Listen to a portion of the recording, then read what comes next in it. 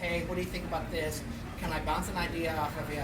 I really need someone to just tell me the straight, and Thomas is always that guy. So let us hear it for the one and the only, Thomas Harrelson. So Thomas, you and I were sitting here, you were saying that you wanted to talk about, there was a, what's this thing about the business without the name? I'm sorry? I wasn't sure how you wanted to start it, that's how you wanted to start it. We can start it anyway. One of the things I like to start off by saying is that I've been very fortunate to have some very caring and giving mentors in my life. And they've never asked me for anything. The only thing they told me to do was pay it forward, and we've all heard that. They said, the only thing is if you do nothing else but give as much information, as much help, as much as possible without expecting anything in return, you've done us a great service. And two people that I definitely consider mentors and dear friends that sit here are Mr. Marvin, Coach Powell, and Darren Marco. They were actually the first networking group that I signed up for after being courted, if you will, by many networking opportunities. And I came to them because they were like, don't come to us unless you got something to bring to the table. And I was like, you know what, I can get behind that type of honesty and forward thought, because if you think about it, you're only as successful as the people that you associate with. So they didn't want anybody coming to the group.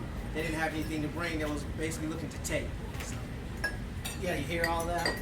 That applies to all of them.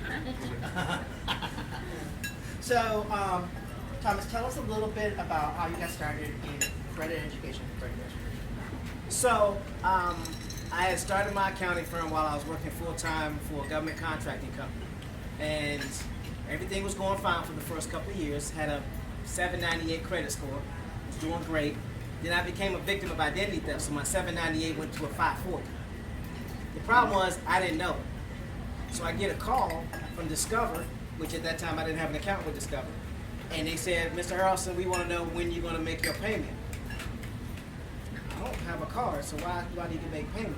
To make a long story short, my identity was stolen, and they ran up loans to the tune of $76,000 into my business. And even though I actually am able to pull credit reports, so therefore I take the certification test for the Fair Credit Bureau, I still wasn't able to get those items off my credit report after 3 years of trying. So a client of mine led me to the company, and they were like, hey, you know, how many people do you know with less than perfect credit? And I'm like, me, why? Well, we got a product that can take those items off your credit report. Captain Smart Guy over here was like, yeah, right, sure, that's not gonna work.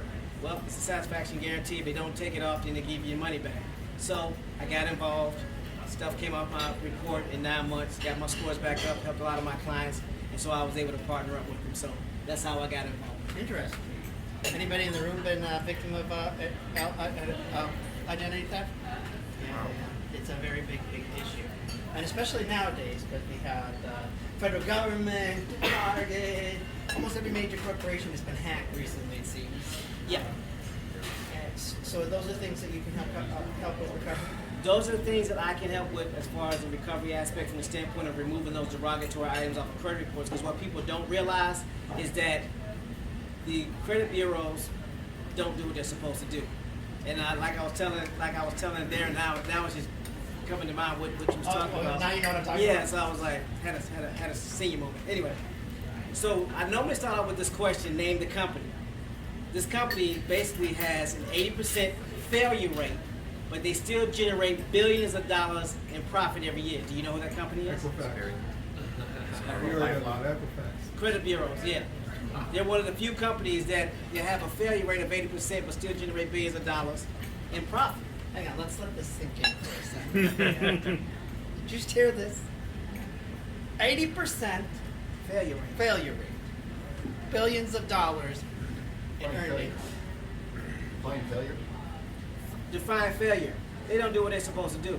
They are supposed to collect the data, make sure the data is accurate and reported. They don't originate the information. The information is originated from the lenders or from the creditors. So the creditors submit the information. The credit bureaus, Equifax, Experian, and TransUnion, are supposed to validate to make sure it's correct. Make sure your name is correct, address is correct, phone number is correct, along with your social security number, so that there is no confusion. But they don't do that. So they have an 80% failure rate. That's the reason why the federal government came out with the Fair Credit Reporting Act, which allows you to investigate and dispute all those negative items.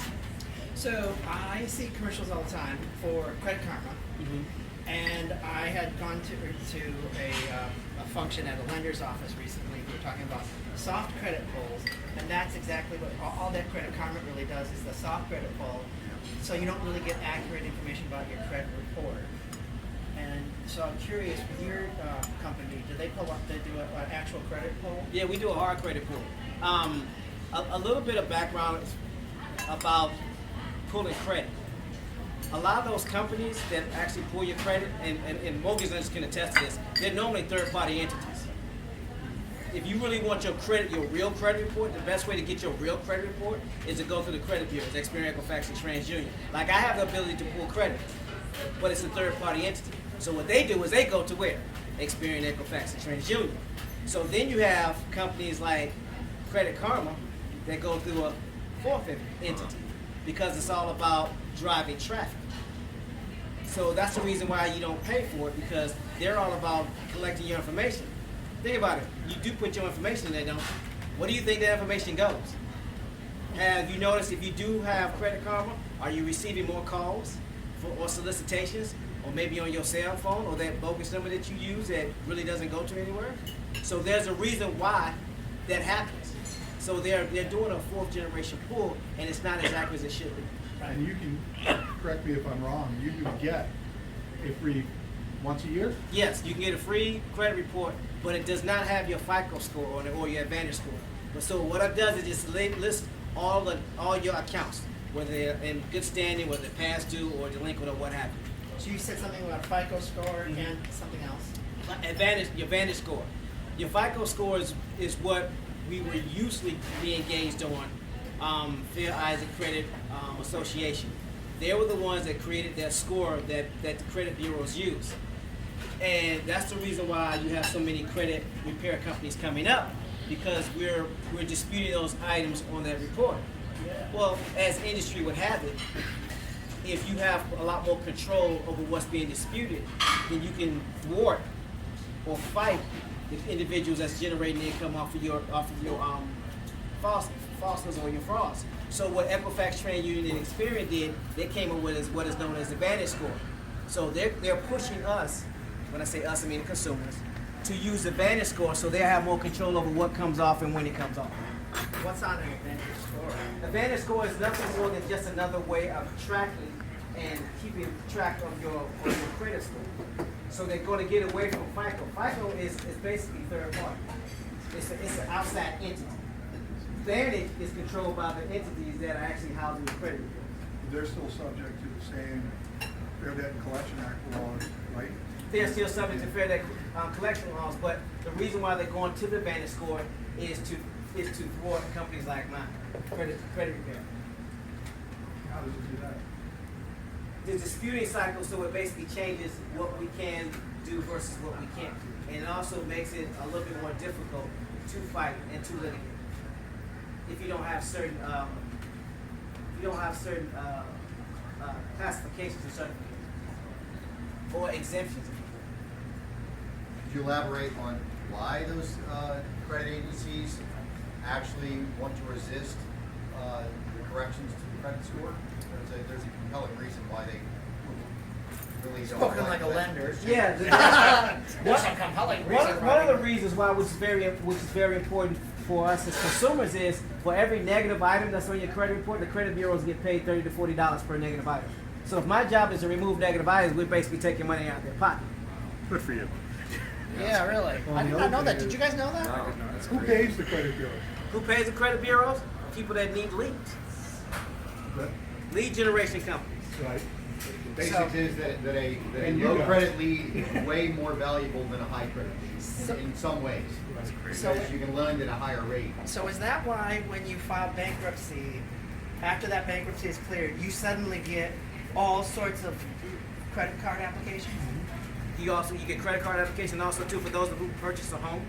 You notice you also get solicited a lot too. One of the first things you see in your mailbox is credit card application. Because 9 times out of 10 when you purchase a home, your credit score does what? It takes a dip, doesn't it? At least for a little while, right? Yeah, that's why. Because of the high debt to loan ratios, right? Is that what you call it, Chris? That's income. Debt to income, thank you. Yes, sir. Thomas, some people say if you have a credit card that's you've had for 20 years, when you drop that, your credit score drops. Right, because you're cutting down your history. 35% of your score is based off of your credit history. So if you basically taking 20 years of credit history and flushing it down the toilet. You don't want to do that. So, Thomas, this kind of brings me to the next point. Your company doesn't just help dispute credit, it also educates people on how to maintain and build their credit. Yes, we have a program that helps individuals that have great credit scores get better credit scores. Because at the end of the day, the more money that you can leverage at a lower interest rate, the more things that you can do and the more of your capital that you free up. What's the highest credit score you can get? The highest credit score that you can get is an 850 until they change it with the Vantage Group, which is I think is a 900 with Vantage. What's the highest credit score you've seen change? I have a client that went from he had a 540 to he's at an 815 right now. Oh, in what time frame? That was a 2-year time frame because he got it straight and then he no longer used the services. But his mortgage lender reached out to him again to talk to him about refinancing and get a higher score. So then we got him on the program to get his scores up, and it went up within the next 8 months after that. But there was a time gap. Yes, sir. Thomas, question. This happened to me years ago, and I don't know if you do this as well.